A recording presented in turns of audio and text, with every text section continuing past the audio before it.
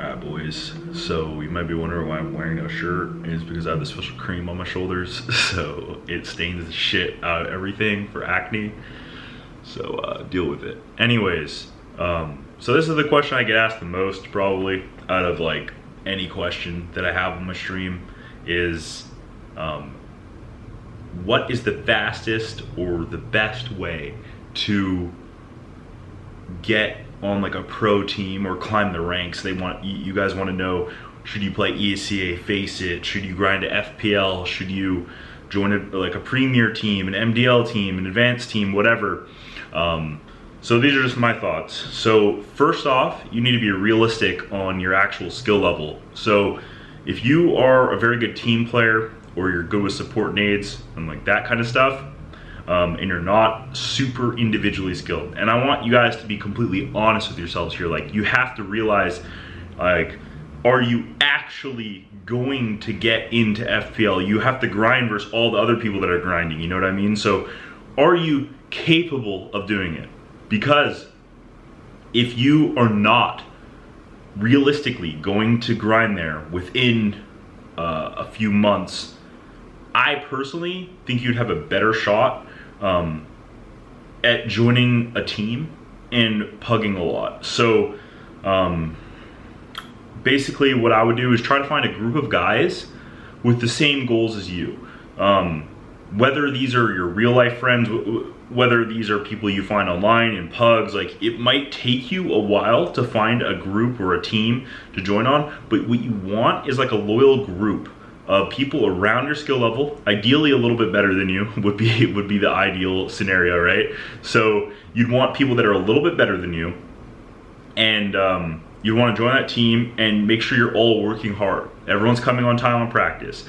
You know, you guys are watching demos together. Someone on the team is taking some sort of authoritative role, whether that has to be you or someone else. You guys are gonna come to practice every day. You guys are gonna run strats, dry runs, kind of like understand the game, have CT rotations, work your way up there. You will make MDL if you stick together and you're all putting in effort, assuming that you don't have like some super weak links on the team. If everyone is like above average skill and you work hard, you will make MDL League, I promise. You just have to stay together and keep your solid build. Now, obviously, if you know one guy's struggling and he's like really holding guys back and there's like some way better player wants to join your team or something, yeah, there's always gonna be little changes here or there, but ideally you'd want to stick with the same core group.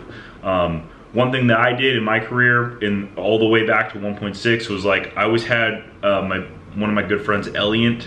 Some people might remember him from 1.6. We used to always play on the same teams together. I was like more of like the fragger and he was more of like the lurker support player, but he did such a good job. So if you were one of those lower players, if you find a friend that is really fucking good, stay with him. If he leaves to join a team, try to leave and join with him. If you're a good support player and you're doing the work, he should realize your value. Like, I realize his value. Elliot was a great clutch player. He always, like, you know, had nade utility usage. He was could hold solo sites. You know, like, there's a lot of values in the game that if you demonstrate them to people, and they'll want you with you, then you can go as like kind of a package deal. Like, that's another thing. So obviously that's not always an option. You might not always be friends with like the best player on your team or whatever, but that's not a good one. It's a good one. You know, you pug with like one guy, he might be a little bit better than you. Just, you know, accept the fact that he's better than you, man. You know, like, I know everyone wants to be the guy, but not everyone can be the guy. So it's just like if you play Dota, man, not everyone wants to be the carrier mid. You gotta have some supports, you gotta have some guys roaming, and guess what?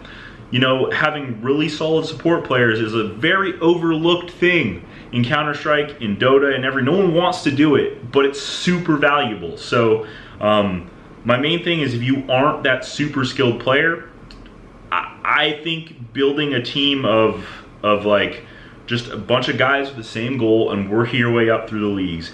If you get an offer to join a way better team, I'm not gonna say not to take it, but be realistic. If they're only a slight improvement, don't do it. Like, just stay with that same group. They're loyal, they're not gonna cut you. The other guys might, you know, so just stay with the loyal group, unless you're getting, you know, if you're in, you know, IM and an MDL team that joins, I mean, it's a no-brainer. I'm not going to say it's a bad decision to join them, you know what I mean? So go and join that team. Now, the other option would be you're slightly above most people's skill. So you're like naturally the best pugger in the server a lot of the time. You're, you know, individually you can outskill most people. You're not the guy throwing the grenades. You're not that guy. There's a bunch of up and coming talents. There's a lot of people that have really good aim. If you are one of these people that are exceptionally skilled or above average skill, the FPL route is probably your fastest route, or ES rank S, or whatever area you live in, whatever is more popular. If you rank up and you get into these leagues, you'll get noticed quicker, which means you might get asked to join an MDL team, or maybe if you dominate FPL and you're like, you know, a ROPS or whatever, you might get asked to join like a pro team or a lower end pro team or whatever.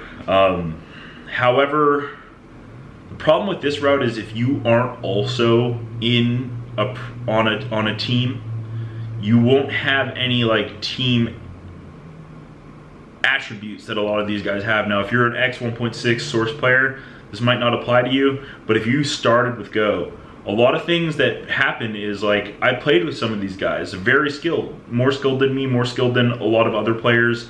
They might be better aim, better reactions, blah, blah, blah. What you guys don't understand is, like, once you get put in a team, you don't always get all your spots. You don't get all your roles on every map. Everything isn't catered to you. You don't get the guns every single time. And this, for a lot of people, can make them play a lot worse. They're starting to play Ivy on train. Oh my God, they've never played Ivy before. They've always been the guy that, you know, goes close ladder and pushes in team mid and makes the plays. So then you have to learn a whole new play style. So if you've never been on a team, you've never had to play a spot you didn't want to, or something like that, it's a very different thing. Now some players are very adaptable. You join a team and you'll bam bam, you will kind of pick it up. Those guys are going to succeed no matter what. They don't even need this video. But if you're one of those guys that you're always pushing, super aggressive, like, you got to remember that even if you do get a chance to go on a team, they might not like the way that you play, even though you're so skilled, and you might get nerfed a little bit. When you start playing on an actual team, you don't just get to go and rush outside on nuke every round and like try to bunny hop into mini and like rush under ladder, you know? So in pugs, those things will all work, and that's going to be really good for your individual skill, but you also have to be watching demos. You have to be trying to play somewhat smart, learn smokes, flashes, Molotovs, you know, little tricks. Like Automatic is a perfect example of someone you can watch when he was a rifler, when he was an opper. He always has tricks. He's not always just running around trying to outskill people and rush them, you know? So when you do this, you just want to make sure that even if your goal is FPL or whatever, you should still be playing on a team and still trying to work your way up to MDL at least and get on a team there. Now, your goal might be so high, but be realistic, man. Most of you will have to work hard to get there, and that's something that people don't want to do. They want instant gratification. So realize that you might have to play on main, or you might have to play advanced or IM for a season. Don't let your ego hold you back, you know? Like, if you are truly talented, if you are truly good, if you put Simple back in the day, or Rops back in the day, on an IM team, he will get his team to MDL. If you can't get your team that's decent to at least advanced, then you're not as good as you think. All right, that's all I'm gonna say. Like, you should be able to solo carry if you're that good individually to that point. So obviously you're playing with really bad players, there's nothing you can really do, but I'm saying if you're that good, you should be able to get on kind of like a medium, like upper end team, and then be able to kind of carry them, push them over the top. So that's just my opinion. If you really truly are that skilled, you will get your team where they need to be. Now obviously winning MDL is a lot harder now. You know, you have a bunch of Brazilian teams, a bunch of salary teams, you know. So I'm gonna say you probably can't solo carry your way straight to an MDL win. You'd have to join one of the better MDL teams, or your teams are gonna have to put in a lot of work. But keep in mind that, you know, you do have to grind. You have to grind, man. Like, you do. If you started in CSGO when it came out, you might have been able to skip some of those steps. But nowadays, like, there's so many people trying to get it. You know, there's so many people. If someone is playing, if you're playing 8 hours a day, someone else is playing 12. You know, if someone else, a lot of people that want to go pro have to understand that you're going to have to sacrifice some stuff. Like, you're not going to go out every weekend and party and get straight A's and work out, and you know, you're going to make sacrifices. If your goal is truly to be a professional Counter-Strike player, you can do two things. You can have a life somewhat and play Counter-Strike. You can do well in school and play Counter-Strike, or you can work out and play Counter-Strike. You can't do all of them. Like, if you're very good at time management, I suppose you could get away with maybe 3, but for most people, they're going to be sacrificing somewhat of parts of their lives where, you know, I think a lot of pros, me included, you know, like, I wasn't going out every Friday evening. I was playing Counter-Strike. I'm not saying you can't go out on a Friday, but like,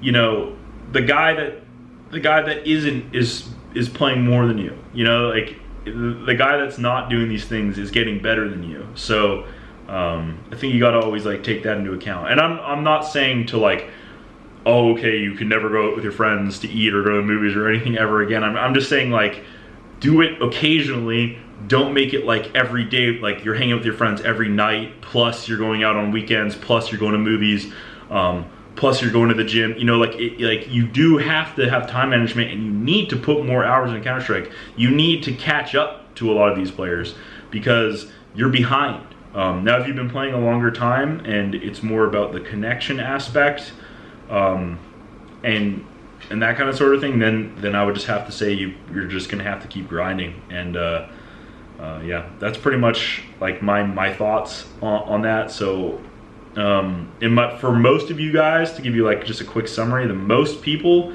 I would say you would just join a team and work your way up. Try to join a little bit better team if possible, and then assuming you find some decent guys, stick with them and just work your way up. Ents, besides Alu, weren't really like a crazy, like, nutty team. You know, they just kind of made a team, they grinded, and they got better together. And I think that's the route that most of you guys should take. And working on teamwork, communication, demo watching, watching the other team's demos if possible, and obviously your own game. Never neglect your own game, even if you're kind of a support player. Still make sure you're deathmatching every day. Still make sure you're playing some pugs, playing some aim training, that kind of stuff. Everyone has a different amount that they need to play. Everyone has different things they like to do. I'm not a huge fan of the aim training maps. A lot of people love them. You know, I rather play deathmatch. I feel like the movement is more realistic. But yeah, that's just my thoughts. So all in all, I think a lot of you guys just need to accept that most of you are not a simple level player. And I know it's hard to understand. You think you're so nuts and pugs, but realistically, if you were that good, it wouldn't matter what you did. Someone's gonna pick you up and you're gonna get on a good team. So peace.